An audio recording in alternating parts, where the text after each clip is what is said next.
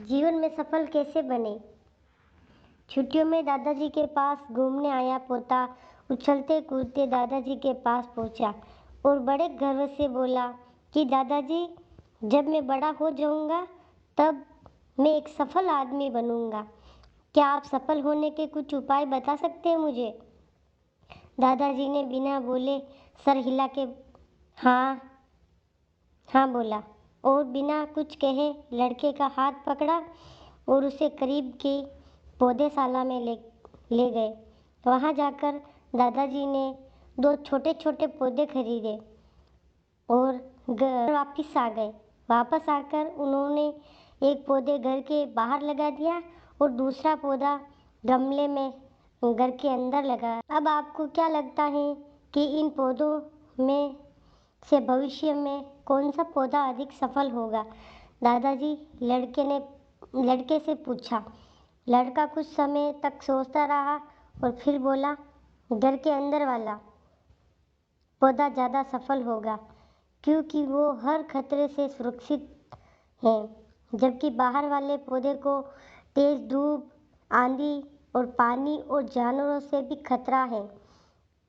दादाजी बोले, चलो देखते हैं आगे क्या होता है। और अब वे अखबार उठाकर पढ़ने लगे। दादाजी दोनों ही पौधों पर ज़्यादा ध्यान देते रहे और समय बीतता गया।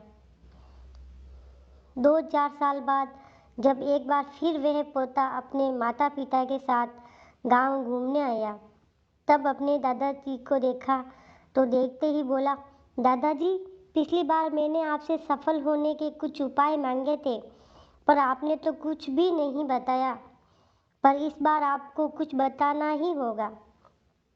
दादाजी मुस्कुराए और लड़के को उस जगह ले गए जहां उन्होंने गमले में पौधा लगाया था।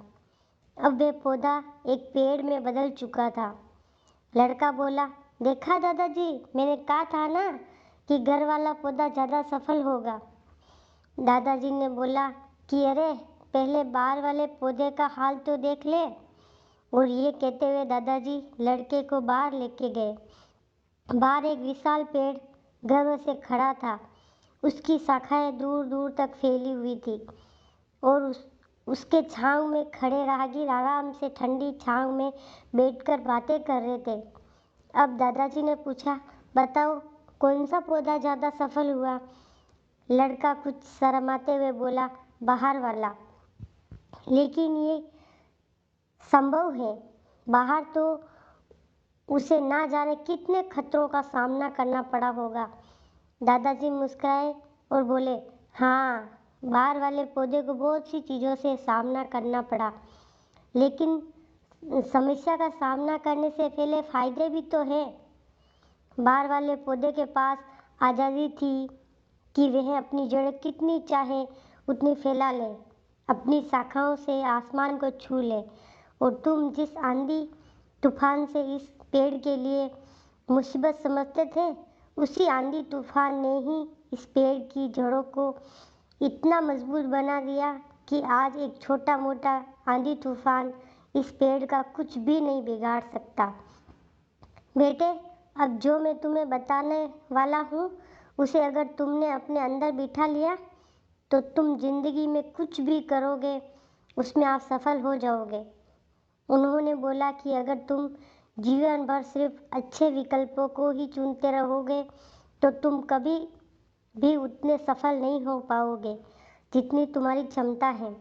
लेकिन अगर तुम तमाम खतरों के बावजूद इस दुनिया का सामना करने के लिए तैयार हो, तुम्हारे लिए कोई भी लक्ष्य हासिल करना असंभव नहीं है। लड़के ने लंबी सांस ली और उस पेड़ की तरफ देखने लगा।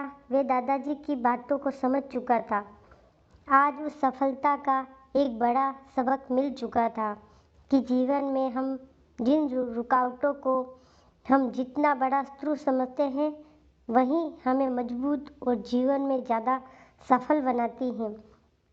दोस्तों, जीवन में कितनी भी बड़ी मुसीबत, कठिनाई आए, उसका डटकर मुकाबला करना चाहिए।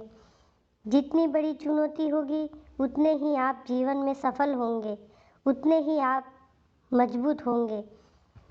अगर दोस्तों